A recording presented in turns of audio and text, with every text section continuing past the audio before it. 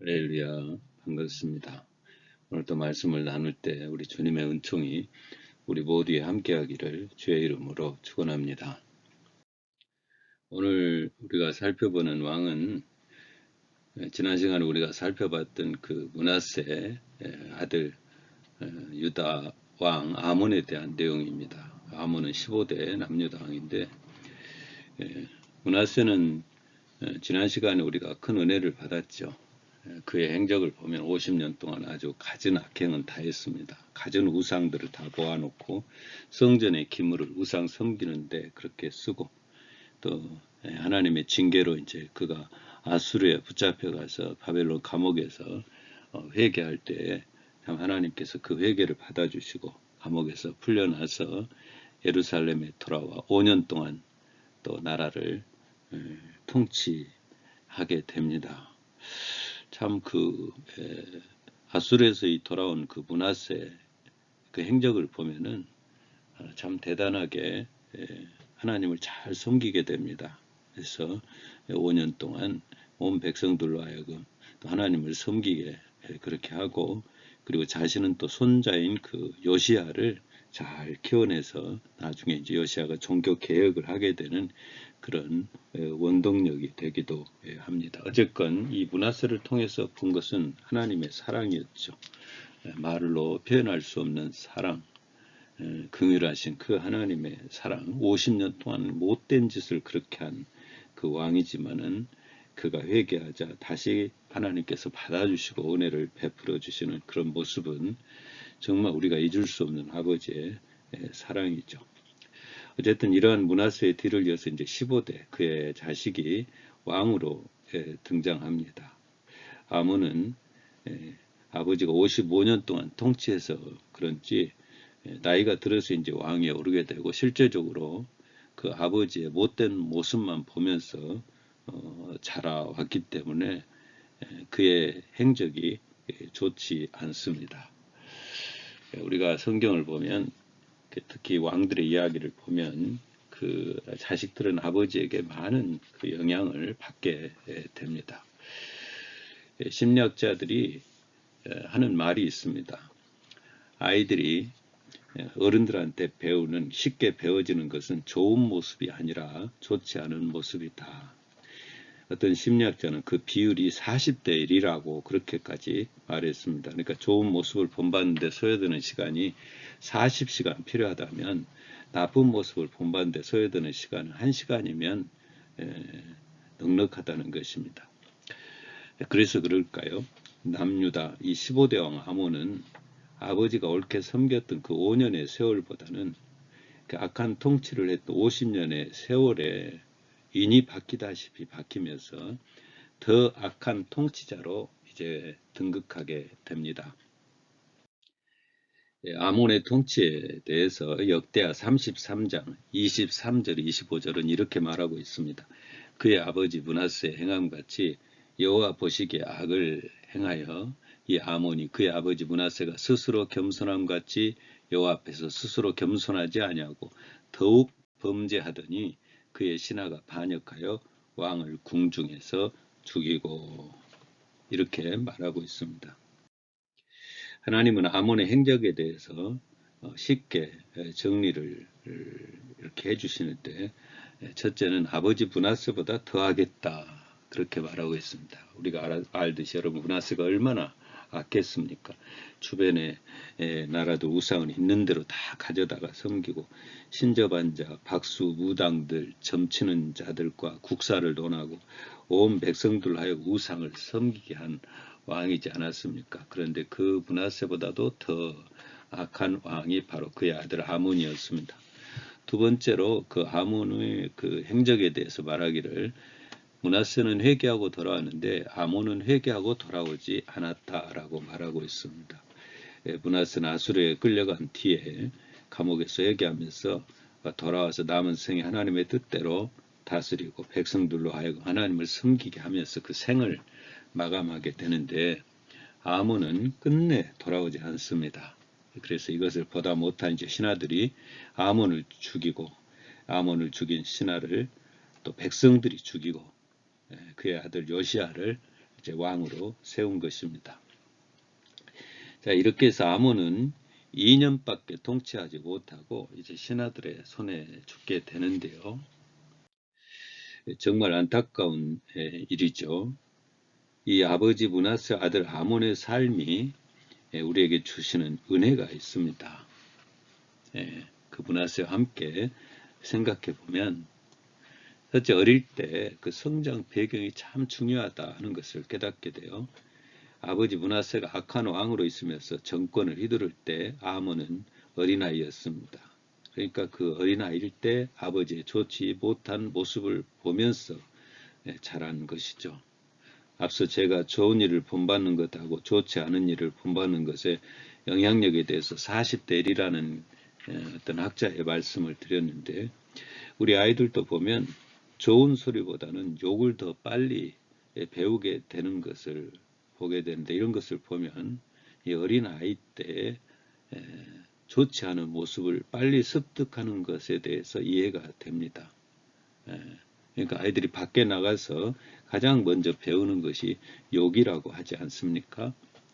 그러니까 이런 것을 보면은 그 유대 사람들, 유대인들이 그 자녀 교육을 시키는 그런 모습을 우리가 조금은 배워야 될 필요가 있습니다. 신명기 6장 4절 이하에 보면은 하나님께서 그 백성들에게 이렇게 말씀하신 내용이 있습니다. 이스라엘아, 들으라. 오늘 내가 네게 명하는 이 말씀을 너는 마음에 새기고 네 자녀에게 부지런히 가르치며 누워 집에 앉았을 때든지 길을 갈 때든지 누워 있을 때든지 일어날 때든지 이 말씀을 강론할 것이며 너는 또 그것을 손목에 메어 기호를 삼으며 미간에 붙여 표로 삼고 또 네 집 문설주와 바깥문에 기록할지니라. 할렐루야. 자녀 교육 방법에 대해서 가르쳐주고 있습니다. 부모가 하나님을 사랑하고 섬기는 것에 대해서 본이 돼야 되고 온몸으로 가르쳐 줘야 되고, 또 하나님의 말씀을 아이들에게 가르치되 어떻게 가르치냐, 앉아 있을 때도 가르치고 누워 있을 때도 가르치고 일어날 때도 가르치고 그 말씀을 몸에서 볼 수 있는 표식으로도 남겨놓고 아주 그 말씀으로 이 자녀들의 온 그 시각 또 청각 그런 모든 것을 다 동원해서 이제 아이들에게 말씀을 가르치고 있는 장면이죠. 이런 교육을 얼마나 강하게 시키냐면 유대인 남성은 12세가 되면 성인식을 하게 되는데, 그때 만약 모세오경을 암송하지 못하면 성인식을 통과할 수 없게 됩니다. 그래서 부모가 4세부터 그 12세까지 가장 신경을 쓰면서 가르치는 것이 모세오경이라고 합니다. 언젠가 국내 한 방송사에서 유대인 그 다큐멘터리를 방영한 적이 있어서 제가 유심히 좀 살펴보았는데요. 한 대형 도서관 유대인 둘이서 이제 격렬하게 토론을 하는 장면이 이렇게 나오다가 정규 시간이 되니까 회당으로 가서 율법을 낭독하고 기도하고 소리내어 말씀을 암송하고 하나님을 경배하는 모습입니다. 언제 다퉜냐, 언제 그렇게 격렬하게 토론했냐 싶을 정도로 그들이 그 정해진 시간에 하나님 앞에 나아가서 말씀 교육을 받고 그리고 하나님을 경배하는 그런 모습. 하나님의 섬김이 몸에 배어 있습니다. 어릴 적부터 그걸 가르친 것이죠. 기도하는 모습이 배어 있고 또 성경 말씀 암송이 배어 있고 말씀 묵상이 배어 있고요. 이들은 자녀들에게 물려줄 최고의 유산으로 돈을 이야기하지 않습니다. 그리고 세상의 명예나 지위를 말하지도 않습니다. 어떻게 하면 하나님 말씀대로 하나님 잘 섬기게 함에 있습니다. 그러니 그 아버지의 그 아들이라는 말이 있는 것처럼 자녀들이 대대로 믿음의 가문을 쌓아가는 것이죠. 두 번째 주시는 은혜가 있습니다.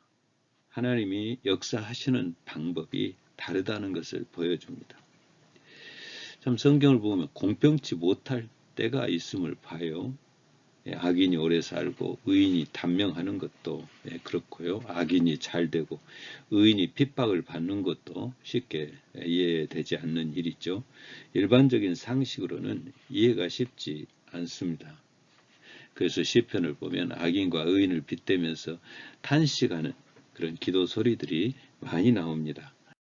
시편 10장 10편 1절 2절에 여호와여 어찌 멀리 서시며 어찌하여 환난 때에 숨으시나이까. 악한 자가 교만하여 가련한 자를 심히 압박하오니 그들이 자기가 바쁜 꾀에 빠지게 하소서.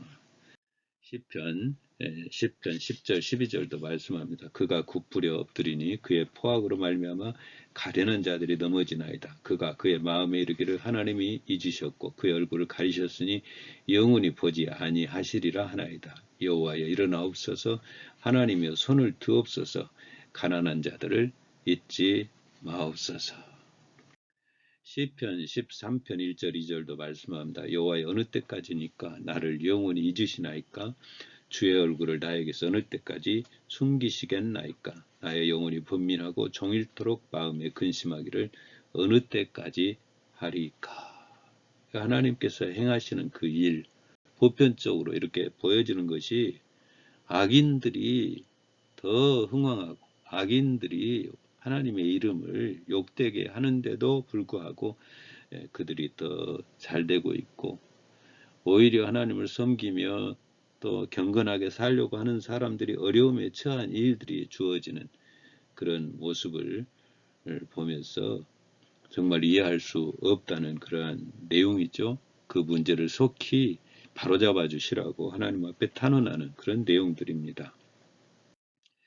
오늘 우리가 살펴보는 아몬과 아몬의 아버지 그 므낫세에 일어난 일을 보면서 그런 질문을 던질 수가 있습니다. 하나님, 므낫세는 50여 년 동안 악이라는 악은 다 행했는데 50년 동안 기다려 주시더니 왜 그의 아들 암몬은 2년밖에 통치하지 못하고 생을 마감하게 하는 것입니까? 성경은 이 내용에 대해서 함구하고 있습니다. 물론 조금 이해할 수 있는 말씀은 있습니다. 아몬이 아버지 므낫세보다 더 악행을 저질렀더라 라는 말씀입니다. 그러나 50년 동안 악행을 저지른 그 므낫세를 용서하시고 5년 더 살게 하신 그 하나님의 속성을 볼 때에 아몬의 그 2년의 악행이 아몬의 그 생을 2년밖에 살지 못하게 한 배경이 될 수는 없다는 것을 말씀드릴 수가 있죠. 그러니까 이런 모습을 보면 우리는 그저 이런 모습을 보면 하나님의 주권을 인정할 수밖에 없습니다. 인간의 생사복을 주장하신 하나님의 절대 주권에 대한 인정. 하나님은 모든 인생의 삶의 과정을 똑같이 다루시지 않는다는 것을 우리가 보게 돼요. 출애굽기 33장 19절에도 이런 말씀이 있습니다. 나는 은혜 베풀 자에게 은혜를 베풀고 긍휼히 여길 자에게 긍휼을 베푸느니라. 할렐루야. 하나님의 그 절대 주권을 인정한다면 우리가 가져야 될 마음이 있습니다. 그것은 바로 비교하지 않는 모습입니다.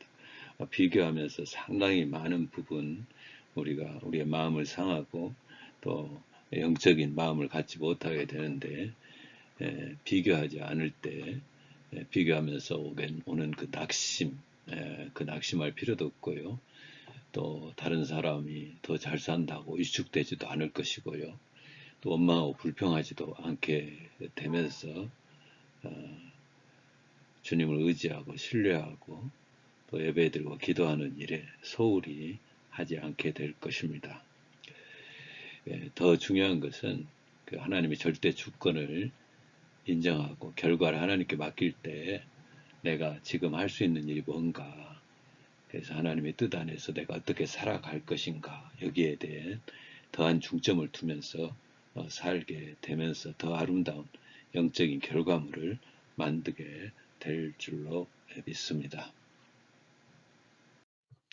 세 번째, 주시는 은혜가 있습니다. 하나님은 다윗에게 그 유다를 지켜주겠다고 약속하셨는데 그 약속대로 유다를 지켜주고 계시는 모습을 보게 됩니다. 역대하 33장을 보면 이 아몬이 아주 못된 행동을 할 때에 그 죽인 자가 백성들로 나오는데 열왕기하 21장 23절을 보면은 아몬을 죽인 자는 신하들입니다. 아몬의 신복들이 왜 아몬을 죽였는지는 알 수가 없습니다. 신하들이 왜 죽였는지 학자들의 추론을 보면은 당시 아몬이 그 친아수르 정책을 고수하자 그 신하들 중에 친애굽에 서 있는 자들이 애굽의 사주를 받아서 암살했다라고 이야기하기도 하지만 정확히 알 수는 없습니다. 그러나 분명한 것은 왕을 죽이기는 하지만 이 신하들이 정권을 탈취하지는 못합니다. 백성들이 가만히 내버려 두지를 않습니다. 아몬도 신하들이 죽였는데 그 신하들을 백성들이 죽입니다. 그리고 그의 그 왕권을 아몬의 아들 요시아에게 물려주고요. 이런 것을 보면 하나님이 지켜주고 계신 것을 보게 돼요. 자, 여기서 이제 우리가 분명히 또 짚고 넘어가야 될 대목이 나오는데 그 북이스라엘 정권과의 차이점입니다. 북이스라엘은 왕을 죽인 자들이 그 정권을 탈취해서 자기가 이제 왕이 되죠. 그걸 9번이나 했습니다. 그런데 남유다에서는 3번 그 왕의 시해 사건이 일어났지만 아무도 그 정권을 뒤엎지는 않습니다. 계속해서 다윗의 후손이 왕위를 이어갑니다. 한 번은 7대 왕이라 할 수 있는 그 아달랴가 이제 백성들에 의해서 죽임을 당하게 되는데 그때도 역시 왕자인 요아스가 왕위에 오르게 되고요. 9대 왕 아마시아 왕의 시해 사건 때도 마찬가지고 오늘 살펴본 15대 왕 아몬의 시해 사건도 마찬가지입니다. 공통적인 그런 내용들은 왕을 죽인 자들을 백성들이 다시 죽이고 그 왕위는 다윗의 후손에게 이어주면서 나라를 세워가는 것이죠. 이걸 보면 하나님이 다윗 왕조를 세우실 때 주신 약속을 뒤돌아보게 됩니다. 역대상 17장 14절에 말씀합니다. 내가 영원히 그를 내 집과 내 나라에 세울지니 그의 왕위가 영원히 견고하리라 하셨다 하라. 영원이라는 말을 우리가 조금 더 기억해 볼 필요가 있어요. 영원이라는 말은 그럼 시작부터 끝날 때까지 이 일이 이루어진다는 말 아닙니까? 그러면 다윗의 왕조가 하나님의 나라가 이 땅에 임할 때까지 이어진다는 말인데 사실 남유다도 바벨론의 포로로 잡혀가면서 왕의 통치는 끊겨집니다. 그러면 영원히 하나님께서 약속하신 영원이라는 말은 어떻게 우리가 이해해야 되겠습니까? 자, 그 내용을 한번 좀 살펴볼까요? 예수님의 그 족보가 마태복음과 그 누가복음에 나오는데 다 그 다윗의 그 후손임을 강조하고 있고요. 다윗이 그 기준점으로 해서 나오고 있는 것을 보게 되는데 바로 예수님이 그 다윗의 후손으로 이 땅에 유대의 왕으로 이제 오신 것이죠. 그러니까 예수님을 통해서 다윗의 그 왕권이 이어지고 있고요. 베드로전서에서 보면 베드로전서의 2장에 보면 우리의 신분을 이야기할 때 왕 같은 제사장이다 이렇게 말하고 있습니다. 왕 같은 제사장, 왕이라는 말과 같죠. 곧 예수님으로 이어지는 다윗 가문의 그 왕권이 예수 그리스도를 믿는 성도들에게 계속해서 이어져 가고 있는 것을 보게 됩니다. 이 일은 이제 예수님 주님 재림하실 때까지 하나님의 나라 통치가 임하면서까지도 진행이 되겠죠. 그러니까 그 왕권은 계속해서 이어져 오고 있는 것입니다. 변함없는 하나님의 이 약속, 참 우리의 신분이 참 대단하고 참 존귀한 신분이라는 생각을 해보게 됩니다. 예수 믿는 거 정말 자랑해야 되고 정말 기뻐해야 되고 대단히 존귀하게 여겨야 되고 그래서 더욱더 아버지의 말씀에 바로 서야 될 그 이유를 우리가 보게 되는 것이죠. 이제 말씀을 맺습니다. 므낫세와 아들 암몬이 보여주는 은혜는 어렸을 때 뭘 보고 자라는가, 이거 참 중요하게 우리가 여겨야 되고요. 하나님이 역사하는 방식이 다 다르다는 것도 우리가 받아들여야 됩니다.